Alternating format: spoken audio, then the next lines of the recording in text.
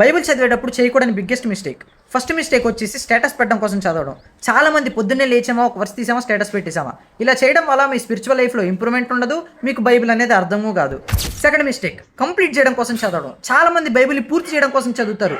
అతను ఎన్ని చాప్టర్స్ చదివేశాడు, ఈ అమ్మాయి ఎన్ని చాప్టర్స్ చదివేసిందని రోజుకి 10 చాప్టర్లు 20 చాప్టర్లు చదివేస్తూ ఉంటారు.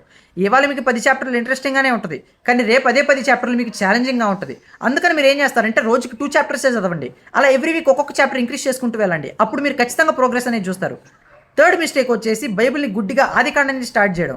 ఇలా స్టార్ట్ చేయడం వల్ల ఏమవుతుందంటే ఓల్డ్ టెస్ట్మెంట్లో లాంగ్వేజ్ అనేది చాలా హెవీ అండ్ కాంప్లెక్స్ మీనింగ్స్తో ఇంక్లూడ్ అయి ఉంటుంది. మనకు అసలు అర్థం కాక మధ్యలోనే ఆపేసే ఛాన్సెస్ ఉన్నాయి. మరి ఎక్కడి నుంచి స్టార్ట్ చేస్తే బైబిల్ క్లియర్గా అర్థమవుతుంది, ఎలాంటి మిస్టేక్స్ అవాయిడ్ చేయాలి, ఎలా చదివితే మనకి బైబిల్ అనేది ఒక స్టోరీ లాగా నీట్గా అర్థమవుతుంది అంటారా? ఇవన్నీ క్లియర్గా మెన్షన్ చేస్తూ 66 బుక్స్ అనే ఒక క్లియర్ ఆర్డర్లో ఏ బుక్ తర్వాత ఏ బుక్ చదవాలని క్లియర్గా మెన్షన్ చేస్తూ నేను ఒక పీడిఎఫ్ అనేది క్రియేట్ చేశాను. అది మీకు కావాలనుకుంటే గైడ్ అండ్ కామెంట్ చేయండి, లేదా నాకు డిఎం చేయండి, నేను మీకు పంపించేస్తాను. లేదా కింద కనిపిస్తున్న వాట్సాప్ నెంబర్కి నాకు గైడ్ అండ్ మెసేజ్ చేయండి, మీకు పీడిఎఫ్ వచ్చేస్తుంది. గుర్తుపెట్టుకోండి, ఫస్ట్ 20 మెంబర్స్కి ప్రైస్ అనేది 100 రూపీస్ మాత్రమే. తర్వాత ప్రైస్ అనేది ఇంక్రీజ్ అవుతుంది 149 రూపీస్కి. సో ఆఫర్ అవ్వకముందే తొందరగా కొనేసుకోండి. ఆల్రెడీ మన ఫాలోవర్స్ స్టోరీ పెట్టినప్పుడు చాలా మంది కొనేశారు. చాలా మంది చెప్పాలంటే అమ్మాయిలే ఎక్కువ కొంటున్నారు. ఏ అబ్బాయిలు మీ స్పిరిచువల్ లైఫ్ ఇంక్రీజ్ చేసుకోవాలని లేదా?